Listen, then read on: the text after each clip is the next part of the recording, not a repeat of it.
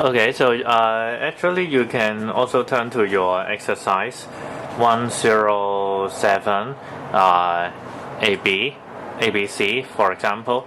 For the part A, which you can actually try yourself, is that you're given the equations and then x cubed minus 2x squared plus 3 with a point of intersections to be 2, 3. And the next one is that what you need to do is to differentiate the function by 1 times. So which you d the x cubed and then you d the 2x squared and then you differentiate the number 3. So the answer is 3x squared minus 2 times 2x, 2 taken out, and then you d the x squared, it will be 2x. And if you d the 3, the answer will be 0. So as a result, 3x squared minus 4x will be the slope. But what you are going to do one more step is that because you are given a point of x coordinate to be 2, so you put the 2 inside the x and you got a particular slope to be 4. So this is the slope at x equals to 2 is 4.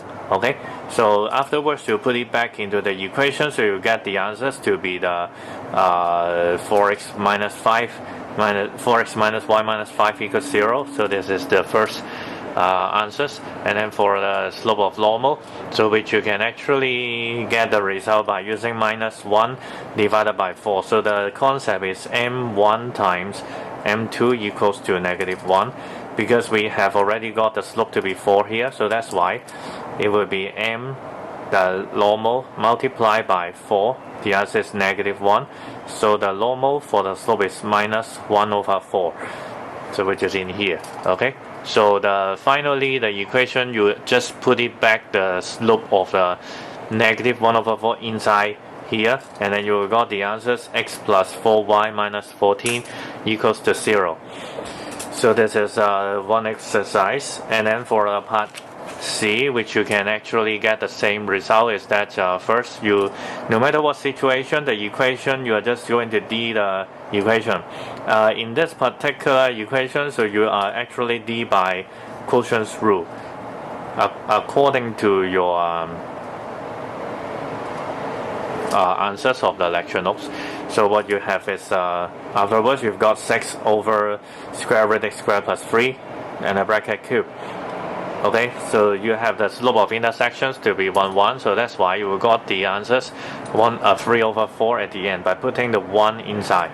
Okay, so hence the equations of tangents at 1, 1 should be 3x minus 4y plus 1 equals 0. So while the slope of the normal at 1, 1 to be minus 4 over 3 by using minus 1 divided by the slope of tangent. Okay, remember where does it come from? It's coming from the slope of the tangents. So finally you will got the slope of the normal to be negative 4 over 3, and you put it back into the point slope form.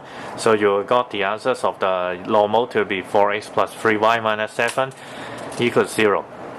But this is a second video for the equation of tangent and normal. And chapter 3, there is still one thing that we need to care about, is that you can turn back to one particular part, which is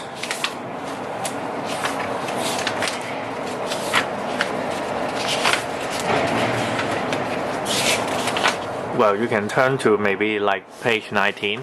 The page 19 is that you have the applications of differentiation. We can find like the tangent and normal, and then which is already the one examples, and then you can also find the maximum point and also the minimum point, which means the vertex. Okay, so how can you get the answers of maximum and minimum point? So take a look for an examples. You can draw the papers. To draw a graph looks like that. So first of all, you split the papers into 2 parts, and then you can actually use one example which you have the quadratic equations. So y equals to ax squared plus bx plus c. So already what you can see is this is already the minimum point. Okay, and then the next one is that you can also split the graph into two parts. Okay, so what you can get is that this side, the slope is in fact negative for this side. Slope is negative. Okay, so while this part, because the slope is increasing, right? Okay, so therefore the slope is positive. Okay, so what we have is this part we will call increasing function, while this part is decreasing function. Okay, so therefore what is the meaning is that the slope here, the slope is, you d the function for one time, right? So fx prime will be negative 0. The slope of the right hand side will be larger than 0. Okay, so 斜度正數啦，呢度斜度負數。Okay, and then from the left hand side to the right hand side, you can see that there is a point which is a particular point from negative slope to positive slope, and then the minimum point must be f prime x to be equals to 0. Okay, so one concept is that you should have a particular point which is a vertex minimum point, the slope should be 0. Okay, and then there is one thing that I would like to add back is that you will see there is a f double prime x, so which you can see is the second derivative, so which means you d the function for twice, which means d the function for 2 times. What does it mean is that it is the meaning for change of value of the slope. Okay, the change of value of the slope. What does it mean for a change of value of the slope is that you can go back to the graph here. Okay, so that is from negative and then to become 0 and then to become positive. So that's why the answer is that the f double prime x is actually from negative to positive, which the value should be increasing, right? So f double prime x in this diagram will be larger than 0, and therefore which you can get the result number 1.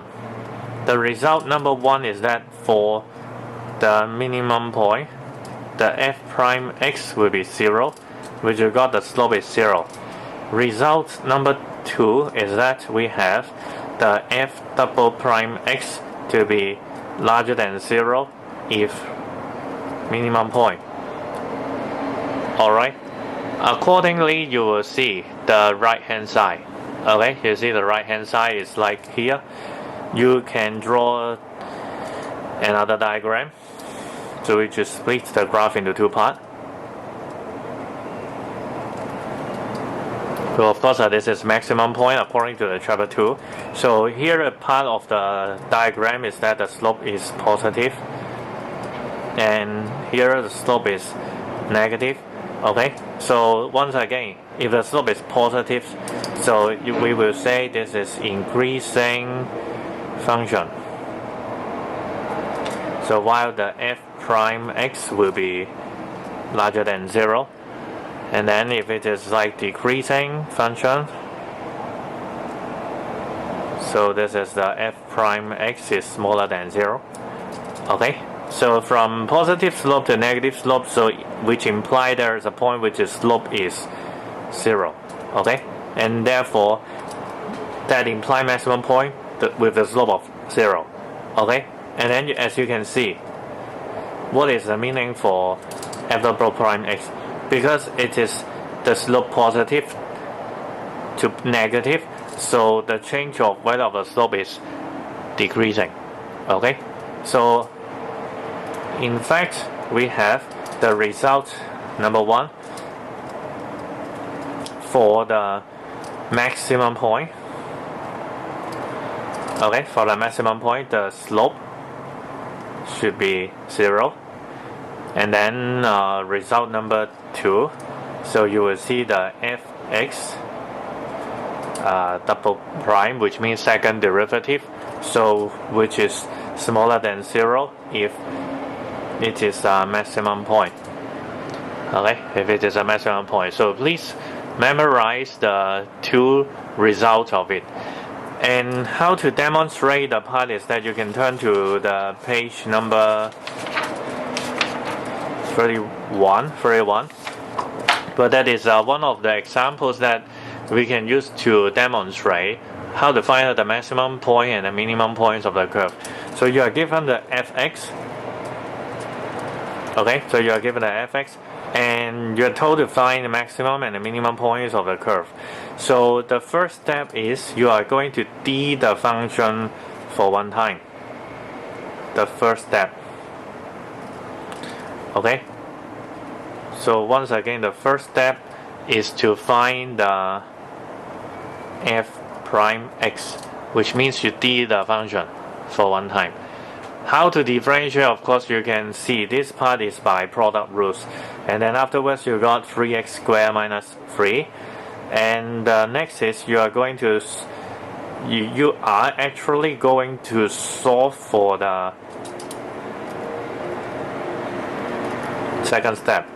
Solve for the f prime x, which means find the x for find the x for which f prime x is 0.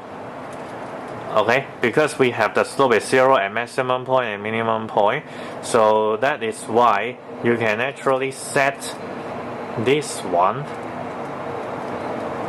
to be 0, and then 3x squared minus 1. So in fact x squared minus 1 is 0, so x will be 1 or negative 1. Okay, so you can see this is the second step. For the second step, you can actually going into details about the first step. So what are the first step? The first step is to find f double prime x to check whether the point is maximum or minimum. Okay, so check maximum or minimum. So we have got 1 and negative 1. Okay, and then basically you have to d the function for one more time. So that is to do the first step. D the function. Afterwards 6x, which means you d 3x squared, and then you d the number 3. So afterwards you got 6x. Put 1 inside, so you got 6 times 6x, and when x is 1, so which means 6 times 1. Okay, and then you got 6. Since 6 is larger than 0, so therefore that implies that fx has minimum at x equals to 1, because as I said in the last page, when the second derivative is larger than 0, that implies x equals to 1. When x is negative 1, which means 6 times negative 1, which is negative 6. So negative 6 is negative, so that implies fx has maximum point at x equals to negative 1. Okay, so therefore that is why the answer looks like that. And you have to check about the y coordinate. 1, 1 y 左標啦. So when x is 1, so y will be 0. When x is negative 1, the y will be 4. So these two parts, put the x equals 1, x equals to negative 1 into the original function. Okay, so that is to find the y coordinate. Okay, so that is to find the y coordinate, and therefore 1, 0 will be minimum point, negative 1, 4 will be the maximum point. And that is how to find out maximum and minimum points of a curve.